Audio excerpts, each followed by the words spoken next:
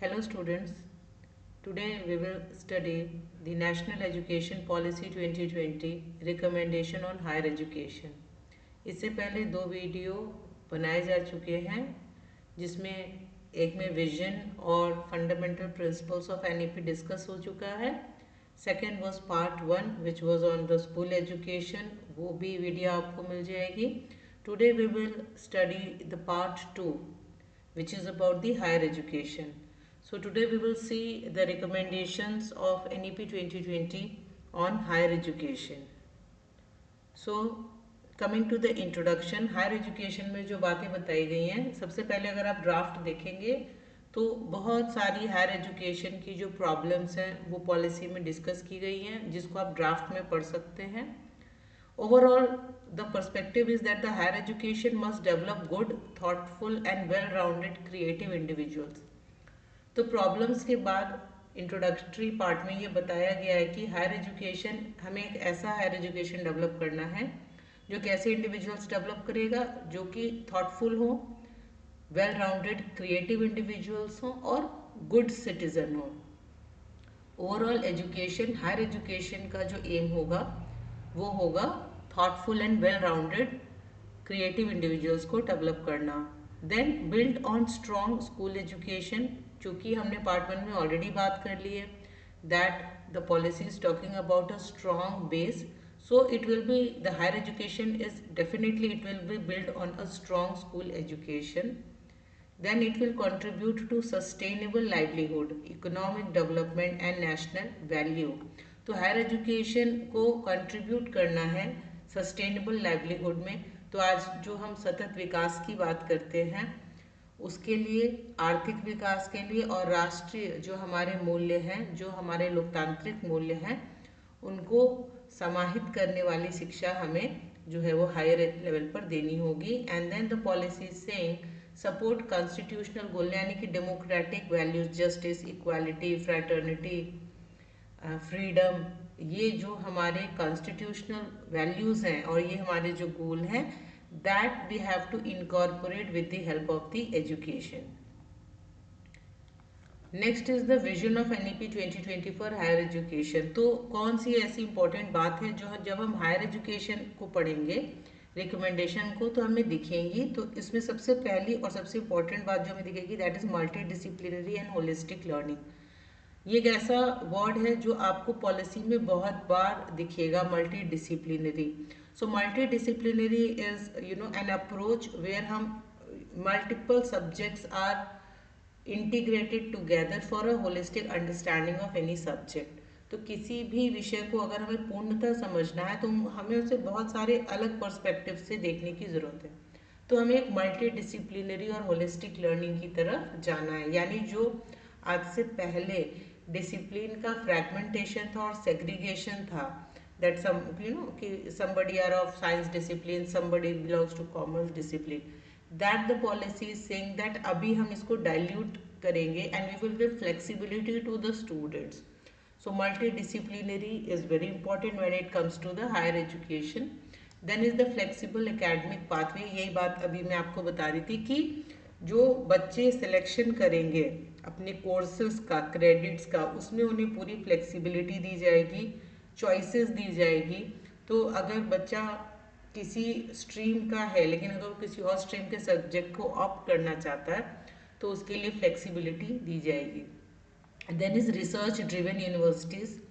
Generally देखा गया कि हमारी कंट्री में जो टीचिंग यूनिवर्सिटीज़ होती हैं और जो रिसर्च यूनिवर्सिटी होती है, they are totally separated. So now the policy is saying that हम ऐसी यूनिवर्सिटीज़ बनाएंगे जो कि टीचिंग के साथ साथ उसमें रिसर्च भी रहे और रिसर्च की भी बच्चों को आइडिया रहे. सो हम रिसर्च ड्रिवन यूनिवर्सिटी बनाएंगे. ऐसी यूनिवर्सिटीज़, हर यूनिवर्सिटी में रिसर्च को इम्पोर्टेंस देंगे, इनोवेशन को, और हमें इस तरह की यूनिवर्सिटीज़ बनानी है. स्ट्रॉन्ग गवर्नेंस की बात है. डेफिनेटली अगर इस तरह की चीज़ों को इम्प्लीमेंट करना है then we will require strong governance. Then is technology enabled education. Definitely today we are living in the world of AI and ICT. So technology के बिना तो कोई भी चीज़ संभव आज के समय नहीं है. तो टेक्नोलॉजी अनेबल्ड एजुकेशन भी देना है. Then we have to increase the access, equity and inclusion. ये तो हमने ऑलरेडी डिस्कस किया है कि there are various dimensions of NEP 2020, जिसमें एक्सेस, इक्विटी है, इंक्लूजन है, क्वालिटी है, अफोर्डेबिलिटी है, अकाउंटेबिलिटी है। So these are the different pillars of the NEP 2020। And then is global competitiveness, कि हमारी शिक्षा ऐसी हो हायर एजुकेशन की कि हमारे जो स्टूडेंट हैं ग्लोबल लेवल पे भी they can compete and they can touch that standard and then they can enroll themselves anywhere. So this is the overall vision for the higher education. Next जो important बात है that is multidisciplinary education. So the policy is saying all the higher education institution to become multidisciplinary by 2030. तो ये target आपको याद रखना है कि 2030 तक जितने भी HEIs होंगे हमारे, हम उसे मल्टीडिसिप्लिनरी बना देंगे. जो हैं उनका तो ठीक है, जो नहीं है उनको भी मल्टीडिसिप्लिनरी बनना होगा, यानी उन्हें डाइवर्सिफाइड कोर्सेज इंटीग्रेट करने होंगे अपनी यूनिवर्सिटी में. So the target is by 2030. Student can choose from a wide range of subject across the discipline. ये बात ऑलरेडी मैंने बता दी है कि मल्टी डिसिप्लिनरी में स्टूडेंट्स को फ्लेक्सिबिलिटी होगी कि वो वाइड रेंज ऑफ कोर्सेज में से चूज कर सकते हैं what credit they want to earn. And it promotes integrated, flexible and creative learning. So that is the advantage of multidisciplinary education. Next, what the policy is saying about the global enrollment ratio expansion target. कुछ targets भी बताए गए हैं. Right now the gross enrollment ratio till 2018 the policy is saying was in higher education it was 26.3%. Target क्या रखा गया है GER का बाय 2035 50%. यानी अभी जो हायर एजुकेशन में 18 तक जो ग्रॉस एनरोलमेंट रेशियो था वो 26.3% था और 2035 तक 50% हमें एनरोलमेंट हायर एजुकेशन में इंश्योर करना है. It include both higher education along with the vocational education. अब ये होगा कैसे, इतना हम अचीव कैसे करेंगे, तो इसके लिए इन्होंने बताया है कि open universities, online and ODL modes, then expanded infrastructure, हमें इंफ्रास्ट्रक्चर भी एक्सपैंड करना होगा, and multi disciplinary institution. So इन सब को अप्लाई करके, इन सब के थ्रू, इन सारी मोडालिटीज़ के through we are going to achieve this target and the transformation will be by 2040. So this is also important. Then next is the research promotion. Research को promote करने के लिए what the policy is saying that the policy is talking about creating an NRF. NRF का full form है national research foundation. So NRF क्यों बनाई जा रही है? To support the high quality research. जो देखा गया है कि हायर एजुकेशन में जो रिसर्चेज हो रही है उनकी क्वालिटी बहुत ही डिग्रेडेड होती जा रही है, और किस तरह के हम शोध करा रहे हैं बच्चों से, किस तरह के रिसर्च जर्नल मतलब पब्लिश हो रहे हैं, वो उनकी क्या क्वालिटी है, उनके क्या मानक हैं, इन सारी चीज़ों को ध्यान में रख के एक नेशनल लेवल की बॉडी बनाने की बात हो रही है which will support the high quality research. उस फंडिंग भी आएगी अच्छे अच्छे रिसर्च प्रोजेक्ट के लिए. And then we have to strengthen the research culture in the university. और हर तरह की रिसर्च इसमें बताई गई है, चाहे बेसिक हो, चाहे अप्लाइड हो, चाहे एजुकेशनल या सिस्टमिक रिसर्च हो. हर तरह के रिसर्च करने के लिए फंड्स जो है that will be provided by the NRF. So this is also important. Now coming to the new nomenclature of higher education institution.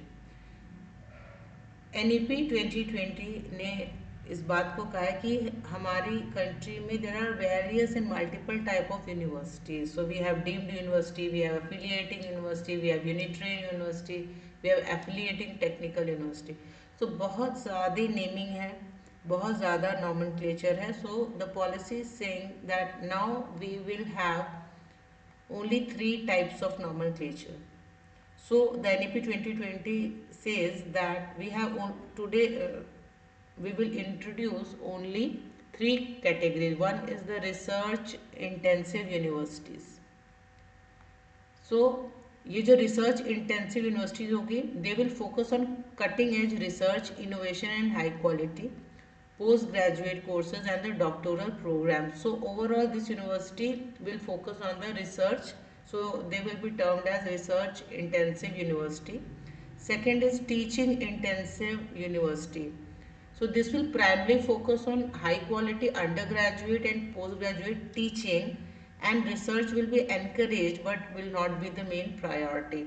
So teaching intensive में मेजर फोकस कहाँ रहेगा, under graduate and PG courses में, but ऐसा नहीं कि research वहाँ पर नहीं होगी, मगर रिसर्च इंटेंसिव यूनिवर्सिटी जैसी भी नहीं होगी. And the third category will be autonomous degree granting colleges.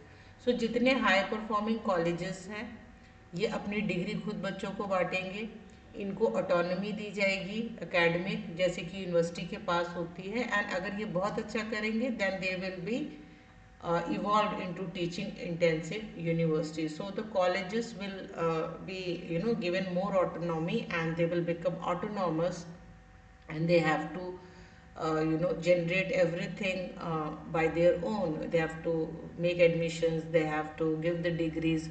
तो जो सारा काम है the colleges will do. तो अब सारे nomenclature को हटा के 3 मेजर कैटेगरी ये पॉलिसी में बताया गया है कि न्यू nomenclature ये होगा. Next important thing when it comes to the higher education recommendation is MERU Model University. So MERU का full form आपको आना चाहिए Multidisciplinary Education and Research University. So जैसे कि हमारे पास होता है IITs है, IIM है, ग्लोबल यूनिवर्सिटी है, उसी तरह हमारे पास high quality global standard university हम बनाएंगे multi education and research university. ये मॉडल इंस्टीट्यूशंस की तरह काम करेंगे for expansion of the multidisciplinary education. So in this university we will promote research innovation, and वो भी global level का. The standard will be like the IITs and IIM. In universities का भी जो standard होगा it will be like that of the IITs and IIM, and they will provide multidisciplinary education. So this MERU भी ये आपको याद होना चाहिए. Then is the CBCS choice based credit system reform. ये पता भी होगा आपको, CBCS की बात की गई है कि बच्चा खुद से चूज कर सकता है क्या क्रेडिट्स उसको पढ़ने हैं, उसके पास वाइडर सब्जेक्ट चॉइसेस रहेंगी, फ्लेक्सिबिलिटी रहेगी to move between the discipline. Credit को वो ट्रांसफर कर सकता है बिटवीन इंस्टीट्यूशन, जिसके लिए academic bank of credits ABC open करने की भी बात हुई है. यानी अब बच्चा अपने हिसाब से, अपने चॉइस से अपने क्रेडिट्स को अर्न करेगा, उसको सेव करेगा, और उसको जब भी ज़रूरत होगी वो उसके आगे से अपनी एजुकेशन कंटिन्यू कर सकता है. So the choice based credit system is fully flexibility, giving flexibility to the students, and everything is according to the student. So CBCS की भी बात है. Next in the higher education is the internationalization of higher education. So India aim to regain status of Vishwa Guru. तो international student office हर higher education institution में बनाने की बात है. Top 100 global university allowed to set up campus in India. तो अब जो ग्लोबल यूनिवर्सिटीज़ हैं वो अलाउ किए जाएंगे कि वो इंडिया में आए और वो अपने कैंपस को सेटअप कर सके. कुछ यूनिवर्सिटी ने सेटअप भी किया है. इंडिया की भी कुछ यूनिवर्सिटीज़ हैं जो फॉरेन में जाके अपनी ब्रांचेस सेटअप कर सकती हैं. सो दोनों तरफ से it's a two way process. So campus in abroad and campus from abroad दोनों चीज़ें होंगी. Easier mobility for international student, जिससे कि ग्लोबल लेवल पे स्टूडेंट एक्सचेंज प्रोग्राम्स को या कोलैबोरेशंस को हम इंश्योर कर सकते हैं. तो ये भी एक बहुत इंपॉर्टेंट एस्पेक्ट है when it comes to the higher education. Then is vocational education integration. What the policy is saying that the 50% learner in school and higher education to get vocational exposure by 2025. तो 2025 तक इन्होंने बताया कि 50% learner को हम vocational exposure दे देंगे. And इन्होंने बताया, एक फैक्ट भी दिया कि हमारे पास NSD अचीवमेंट्स के हिसाब से इतने ट्रेनिंग पार्टनर्स हैं, इतने ट्रेनिंग सेंटर हैं, इतने लैक को ट्रेन किया जा चुका है और इतने प्लेसमेंट किए जा चुके हैं. And for vocational education, the most important thing is that the policy is talking about developing NCIVE, National Committee for Integration of Vocational Education. और वोकेशनल एजुकेशन के लिए पॉलिसी में एक शब्द भी इस्तेमाल किया गया है विच इज़ कॉल्ड लोक विद्या। तो ये चीज़ भी आप याद रखेंगे और इसका फुल फॉर्म तो आप याद रखेंगे ही। Next and very important is technology and digital learning initiative. तो क्या क्या टेक्नोलॉजी और डिजिटल लर्निंग में इनिशिएटिव्स की बात है। सो online education pilot studies, national digital infrastructure, online teaching and learning platforms, then we have the virtual labs, digital content creation and repositories, online examination and assessment, promotion of blended learning and addressing the digital divide। तो आप देख सकते हैं technology में भी काफ़ी सारी recommendation दी है जिसमें नेशनल डिजिटल लाइब्रेरी है, स्वयं प्लेटफॉर्म है, मूक प्लेटफॉर्म है, वर्चुअल लैब्स हैं, जैसे EPG पाठशाला है, कुछ डिजिटल कंटेंट साइट्स भी हैं जिसमें हम मॉड्यूल्स प्रिपेयर कर सकते हैं, ऑनलाइन एग्जामिनेशन और असेसमेंट ले सकते हैं, ब्लेंडेड या फ्लिप्ड मोड ऑफ लर्निंग, नए नए इनोवेटिव पेडागोजीज भी हम यूज़ कर सकते हैं। सो टेक्नो पेडागोजिकल जो है स्किल्स भी बच्चों में डेवलप कर सकते हैं। सो टेक्नोलॉजी को भी काफ़ी इसमें एम्फोसाइज किया गया है पॉलिसी में और ये सारी चीज़ें जो है वो बताई गई है। Now coming to the 4 verticals under the higher education commission of India, so HECI। So policy बात करती है कि एक सबसे इम्पॉर्टेंट नोडल एजेंसी जो बनाई जाएगी वो होगी higher education council of India. So this will be the main body. इसके अंडर फिर 4 वर्टिकल्स, नीचे इसके अंडर 4 डिफरेंट बॉडीज वर्क करेगी, वो हम देख लेते हैं। इसका फुल फॉर्म भी आपको पता होना चाहिए। So first is the national higher education regulatory body, so NHERC। तो ये रेगुलेटरी काउंसिल होगी। इसका रोल क्या होगा? Single overarching regulatory body for higher education except law and medicine. Law और मेडिसिन को छोड़ के जितना भी हायर एजुकेशन होगा उसका जो रेगुलेटरी काउंसिल होगा वो होगा NHERC। So it will set the standard, compliance, framework and regulation, uniform transparent rule for all institution, चाहे वो पब्लिक हो या चाहे प्राइवेट हो, सबका जो रेगुलेशन है वो यहीं से बनेगा। Purpose is to ensure autonomy along with the accountability. So light but tight regulation, ये हम ऑलरेडी देख चुके हैं। So this is the first vertical. Second is the national accreditation council, NAC। So ये सारी HEIs को एक्रेडिटेट करने का काम करेगा। क्या बेसिस पे एक्रेडिटेट करेगा? Quality of learning, teaching, learning outcomes, research performance, institutional governance, infrastructure and support services, and will use robust technology based process for accreditation. तो जितना भी जो इंस्टीट्यूशनल को आपने देखा होगा जो ग्रेडिंग मिलती है NAC के द्वारा, वो करने की जिम्मेदारी जो एक्रेडिटेशन की उसके लिए जो बनाया गया है, that is the second body which is called second vertical, national accreditation council. Third vertical is the higher education grant council. ये ग्रांट देने का काम करेगी। So all the funding and financial support, it will replace the UGC funding rule, provide grant to the institutions को grant मिलेगा, disburse scholarship, fellowship, ensure financial accountability, promote research innovation through funding scheme. So जितनी भी funding है, चाहे teaching के लिए हो, चाहे रिसर्च के लिए हो, स्कॉलरशिप्स के लिए हो, फेलोशिप्स के हो, वो सब ग्रांट देने का जो काम होगा that will be under this body. Next is the general education council, GEC। It is for the academic standard setting and the learning outcome. It will formulate the National Higher Education Qualification Framework, NHEQF, ये भी आप याद रखिएगा। सो इनका इस policy, इस council का काम है एकेडमिक स्टैंडर्ड्स को सेट करना। It will develop expecting learning outcome for all the programme, coordinate with professional councils, and it will ensure quality curriculum standard across all the higher education institution। तो ये 4 verticals under HECI, ये आपको याद होना चाहिए when it comes to the higher education. Now lastly we see the summary of all the recommendations. So multidisciplinary university by 2030 ये हम बात कर चुके हैं. Gross enrollment ratio target of 50% by 2035. NRF for research promotion. MERU for global quality education. Simplified university system. CBCS reforms. Internationalization. Vocational integration. Technology enhanced learning and the HEI with its 4 vertical for the governance. So I hope आपको समझ में आ गया होगा कि जो part 2 है higher education का, मैंने सारी मेजर रिकमेंडेशंस को ही पावर पॉइंट में डाला है. आप एक बार पॉलिसी पूरा रीड कर सकते हैं और उसी पॉलिसी में हायर एजुकेशन की रिकमेंडेशंस में ये सारे पॉइंट्स, जितने इंपॉर्टेंट पॉइंट्स थे वो इस पीपीटी में हमने डिस्कस कर लिए हैं. So thank you so much. I hope आपको समझ में आ गया होगा. Thank you so much.